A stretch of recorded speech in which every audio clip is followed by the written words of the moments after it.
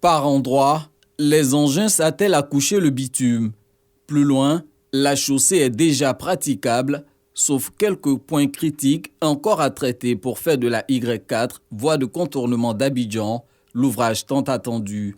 Longue de 27 km, elle relie dans sa phase actuelle les communes de Cocody, Abobo et Anyama, juste à proximité du stade Alassane Ouattara d'Ebimpe, où se joueront des matchs de la prochaine Coupe d'Afrique des Nations en janvier et février prochains.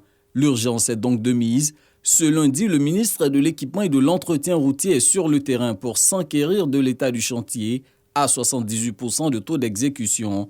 Surtout pour suivre à la lettre les instructions fermes du chef du gouvernement de livrer le chantier dans les meilleurs délais. Raisonnablement, il y a combien d'ouvrages qui ne sont pas terminés? Raisonnablement, on a un seul ouvrage qui est vraiment le problématique aujourd'hui sur les 5 points critiques qu'on avait vus la dernière fois. Tous les autres ouvrages, on est capable de les terminer avant le 15.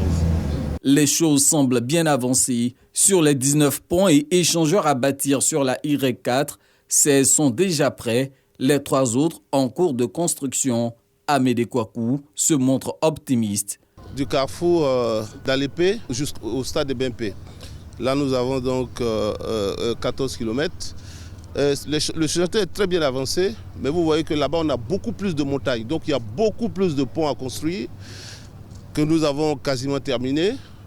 Les travaux avancent bien, mais nous sommes convaincus qu'à l'échéance que le monsieur le Premier ministre a indiqué, on pourra donc au moins accéder au stade sur cet ouvrage-là. Donc, à la date indiquée le 10 décembre, nous allons donc, en partant du Mitterrand, avoir une route circulable.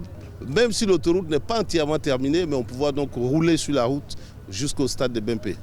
Avant de visiter la Y4, Amédée Kouakou était sur le boulevard de la sortie est d'Abidjan, menant de la prison civile à Yopougon au péage de Thomasé, en passant par le stade d'Ebimpe.